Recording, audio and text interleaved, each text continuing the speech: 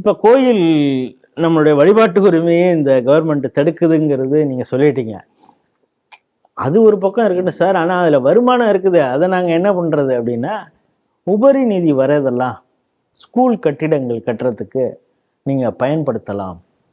அறங்காவலருக்கு அந்த உரிமை 5 கோடி வரைக்குமான அந்த சாங்ஷன் அத்தாரிட்டி அவங்களுக்கு கொடுத்து ஒரு மசோதாவை நிறைவேற்றியிருக்கிறார்கள் சட்டசபையில.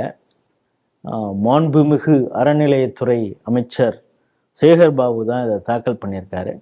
ரொம்ப நாளைக்கு அவருக்கு மனசுக்குள்ளார அந்த நெறிஞ்சு முள்ளா ஒன்று குத்திட்டு இருக்கிறது என்னன்னா, வளாகம், திருமண மண்டபம் இதெல்லாம் கட்டுறப்ப அதற்கு தடை ஆணையை கோர்ட்டு மூலம் பெற்றுறாங்க. அவங்க ஏசி ரூம்ல உட்காந்துட்டு கேஸா போட்டு நம்மளை படாப்படுத்துறாங்க அப்படிங்கிறது. இந்த டிஆர் ரமேஷ், நம்ம ஸ்ரீகுமார், அப்புறம் கல்குட்டை ராதாகிருஷ்ணன் இவங்க மேலெல்லாம் அவருக்கு ஒரு வருத்தம் இருக்குது போல இருக்கு. அதையும் சட்டசபையில எதிரொலிச்சிருக்காரு. இந்த செய்தியை எப்படி பாக்குறீங்க? நீங்க சொன்ன இந்த செய்தி சென்ற செய்தியுடைய தொடர்ச்சியா இருக்கு. அது மட்டும் இல்ல, அடுத்த செய்தியிலிருந்து இதுக்கு நம்ம சில தகவல் நம்ம எடுத்துக்கொள்ள முடியும். அதனால அப்படியே சங்கிலி தொடரும் போல இன்றைக்கு செய்திகள் அமைச்சிருக்கீங்க பாருங்க. ஏற்கனவே வந்து ஒரு ஒரு தகவல் வந்திருக்கிறது. ஆனா வந்து அரசு தரப்புல வந்து அது இது பண்ணல, ஊர்ஜிதம் பண்ணல. ஆனா வந்து ஒரு தகவல் கசிந்து கொண்டிருக்கிறது. என்னன்னா, கோயில் நிலங்களை விற்று அதை வந்து எஃப்டி நிரந்தர வைப்பாக வைத்து அதுல இருந்து வரக்கூடிய இன்ட்ரெஸ்ட் எடுத்து அரசு நிறுவனங்களுக்கு அதுல முதலீடு பண்ணிருக்காங்க, பினான்ஸ் பண்ணிருக்காங்க. ஏற்கனவே கோல்ட வச்சாச்சு. அது இன்னும் கரெக்டா எவ்வளவுங்கிற தொகை வரல. கிட்டத்தட்ட 5000 கோடி அளவுக்கு அந்த மாதிரி இருக்கலாம் என்று ஒரு அனுமானம். கவர்மெண்ட் தரப்புல ஊர்ஜிதம் பண்ணல. அது என்னன்னா, தமிழ்நாடு டிரான்ஸ்போர்ட் கார்பரேஷன்லயும் அதே போல தமிழ்நாடு எலக்ட்ரிசிட்டி போர்ட்லயும் அவங்களுடைய நிதி நிர்வாகத்தை சிக்கல்லாம் இருக்கனால இந்த 5000 கோடியை வந்து கோயில் நிலத்திலிருந்து வரக்கூடிய அந்த எஃப்டி மூலமா அதை கொஞ்சம் ஈடுகட்டி இருக்கிறார்கள் என்று ஒரு தகவல் வந்து கொண்டிருக்கிறது. இப்ப கோயில் ஃபண்டு பாருங்க, நாம போய் கோயில் உண்டியல்ல போய் காசு போடுறோம். நான் ஒரு வேண்டுதலுக்காக போறோம். ஒரு பர்பஸ் ஆஃப் த அந்த ஃபண்ட் எதுக்காக? அப்ப அதுதானே இது பண்ணணும். It is an endowment. அதனால இந்த பணத்தை கோயில் நிர்வாகத்துக்கு மட்டும்தான் பயன்படுத்த வேண்டுமே தவிர, நீங்க வந்து அதை எடுத்துக்கொண்டு போய் இந்த கோயிலுடைய நிதியை கொண்டு போய் நீங்க வந்து கவர்மெண்ட்டுக்காக யூஸ் பண்றேன்னு சொல்லிட்டு வேற ஃபண்டுக்கு யூஸ் பண்ணிட்டு கவர்மெண்ட் ஃபண்டு கொண்டு போய் மசூதிக்கு, தர்காவுக்கு, அப்புறம் சர்ச்சு சீரமைப்பு கொடுக்குறீங்க. அப்ப என்ன அர்த்தம்? இன்டைரக்டா வந்து கோயில் நிதி எடுத்து நீ அதை கொடுக்குற மாதிரி அர்த்தம். சர்ச்சு சீரமைப்பு பணியே நேர்லயே போய் ஆய்வு மேற்கொள்றார் முதல்வர். ஏன்னா வந்து சிறுபான்மை பெரும்பான்மை என்று பார்க்காமல் ஆலயங்கள் இருந்து வரக்கூடிய நிதியை எல்லா மக்களுக்கும் சமமாக பகிர்ந்தளிப்பதே திராவிட மாடல் ஆட்சியின் சாதனை அப்படின்னு பேசியிருக்காரு இல்லைங்களா? அதனால இந்த மாதிரி செய்யக்கூடாது என்று சுப்ரீம் கோர்ட் தீர்ப்பு கொடுத்திருக்கு, ஜட்ஜ்மெண்ட் கொடுத்தாச்சு. அப்ப சுப்ரீம் கோர்ட் தீர்ப்பை மதிக்காமல் இப்படி ஒரு மசோதாவை தாக்கல் செய்திருக்கிறார்கள். இதான் நம்ம கவனிக்கணும். இப்ப இவங்க என்ன சொல்றாங்க, உபரி நிதி. இந்த உபரி நிதி எப்படி வருது? ஏற்கனவே சிடிவில வந்து ஒரு பிரதாப் வச்சு ஒரு வீடியோ போட்டிருந்தா அது வந்து கிட்டத்தட்ட லட்சக்கணக்கில் தாண்டி இருக்கு. கோயிலுக்கு ஒருத்தர் போறான்னா ஒரு 200 ரூபாய் இல்லாம கோயிலுக்கு போக முடியாது. அப்படிப்பட்ட சூழ்நிலை. நீங்க ராமேஸ்வரம் மாதிரி கோயில், பழனிக்கெல்லாம் கோயில் ஊருக்குள்ள என்ட்ரன்ஸ் ஆகும்போது அந்த வாகன நுழைவு வரி வாங்கிடுவாங்க கோயிலுக்கு. அப்புறம் பார்க்கிங் சார்ஜ் தனியா, 2 வீலர் தனி, 4 வீலர் தனி, வேன் தனி, ஒவ்வொன்றுக்கு தனித்தனி பார்க்கிங் சார்ஜஸ்.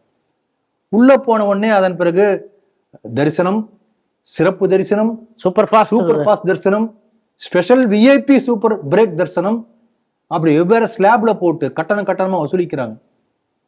அப்புறம் தங்கறதுக்கு இடம், எல்லாத்துக்கும் கட்டணம், அர்ச்சனைக்கு கட்டணம், அபிஷேகத்துக்கு கட்டணம், எல்லாத்துக்கும் கட்டணம். இப்படி வசூல் பண்ணி கட்டணம் கோடிக்கணக்கில் இப்படிதான் வசூல் ஆகிறது கோயில். அப்ப மக்களா விரும்பி கொடுக்கறது ஒரு பக்கம்.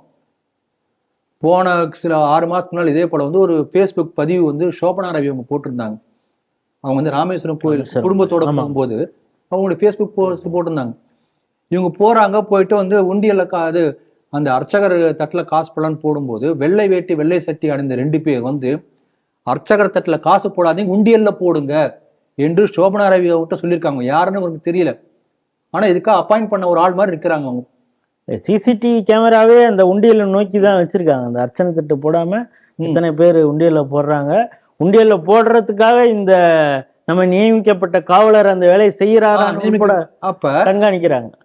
அப்பா உண்மையிலே கோயிலுங்கிறது அப்படிப்பட்ட அர்ச்சகர் அவன் தான் பூஜை பண்ணி ஒழுங்கு. அது இப்போ பல கோயில பாத்தீங்கன்னா அந்த சின்ன சின்ன கிராம கோயிலுக்குலாம் நீங்க போனீங்கன்னா அந்த கோயிலுக்கு வந்து வரக்கூடிய ஆளே இருக்கா, அந்த அர்ச்சகர் தன்னுடைய சொந்த காசை எடுத்து செலவு பண்ணி நைவேத்தியம் பண்ணுவோம், விளக்கேற்றுவோம், எல்லாம் பண்ணுவோம்.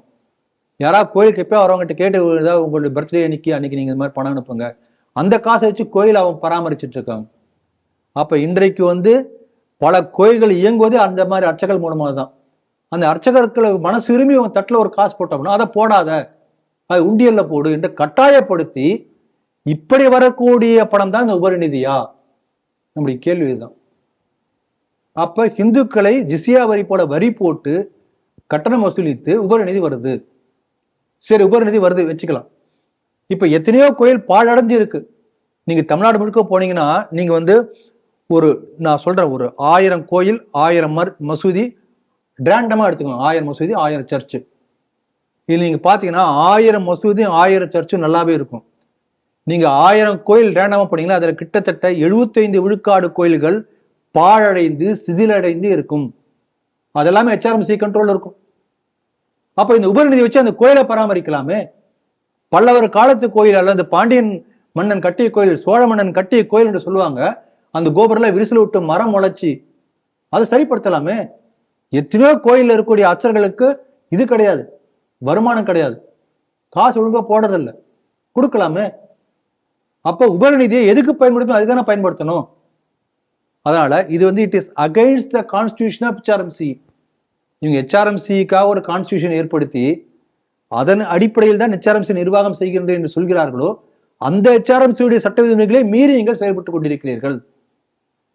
இதுதான் நடந்துட்டு இருக்கு. அதனால இது வந்து நம்ம ஏற்கனவே போன செய்தியில் சொன்னதுதான். இது கலைக்கப்பட்டு ஒரு தனி வாரியத்தின் கீழ் வரணும். அது ஆன்மீக பெரியோர்கள் அவர்கள் கையில் இருக்கணும். அப்பதான் இந்த HRMC ஒழுங்கா உருப்படும், இல்லாட்டி உருப்படாது. இப்ப பாருங்க, போன செய்தி அடுத்த செய்தி நீங்க ஒண்ணு சொல்ல போறீங்க. அந்த செய்தி அப்படியே டச் பண்ணிட்டு அடுத்த செய்திக்கு போயிடலாம். என்னன்னா, ஒரு பள்ளிக்கூடம் கட்டுவதற்காக வந்து கிட்டத்தட்ட 450 கோடி ரூபாய் நிதி ஒதுக்கப்பட்டு அந்த நிதி செலவுப்படுத்தப்படாமல் திருப்பி அரசாங்கத்துக்கு திருப்பி கொடுக்கப்படுகிறது.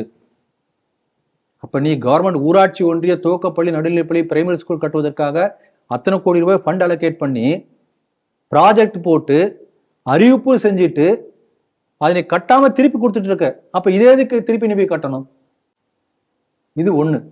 ரெண்டாவது பாருங்க, கிட்டத்தட்ட 1000க்கு மேற்பட்ட ப்ராஜெக்ட்ல 14,000 சில்லற கோடி ரூபாய் வந்து பணம் வந்து செலவு பண்ணாம திருப்பி கவர்மெண்ட்டுக்கு போயாச்சு. நம்ம இது என்ன தெரிஞ்சுக்கணும்? ஒரு ப்ராஜெக்ட் அதுக்கு ஒரு ஃபண்ட் அலோகேஷன்னா அந்த வேலைக்கு மட்டும்தான் அந்த ஃபண்ட் செலவு பண்ணணும், இல்லாட்டி திருப்பி தான் போகணும். ஒரு ப்ராஜெக்டுடைய ஃபண்ட் இன்னொரு ப்ராஜெக்ட் போகக்கூடாது.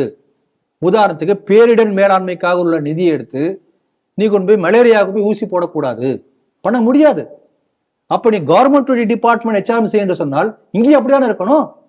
இங்க மட்டும் இதை எடுத்து நீ கோயில் கட்டுவேன், அது கோயில் நிதி எடுத்து அங்க கட்டுவேன், காலேஜ் கட்டுவேன், அண்ணாதிரிக்கு தேவசத்துக்கு சாப்பாடு போடுவேன், சபரீசன் வீட்டுல வந்து அவங்களுக்கு தான் 30ஆம் நாள் காரியம் நான் பண்ணுவேன். எப்படி பண்ண முடியும்? யார் வீட்டு சொத்து இது? இது இந்துக்களுடைய, அத்தனை ஒட்டுமொத்த இந்துக்களுடைய மத வழிபாட்டு அதனால வரக்கூடிய காணிக்கை. இதை நீங்க எப்படி கவர்மெண்ட் ஃபண்ட் மாதிரி நினைச்சு பண்ண முடியும்? ஆகவே இந்த மசோதா நிறைவேற்றப்படுவதே வந்து சுப்ரீம் கோர்ட்டுக்கு விரோதமானது, HRMC-யினுடைய கான்ஸ்டிடியூஷனுக்கும் விரோதமானது. ஆகவே இந்த மசோதா நீக்கப்பட வேண்டும் என்பதுதான் நம்முடைய கருத்து.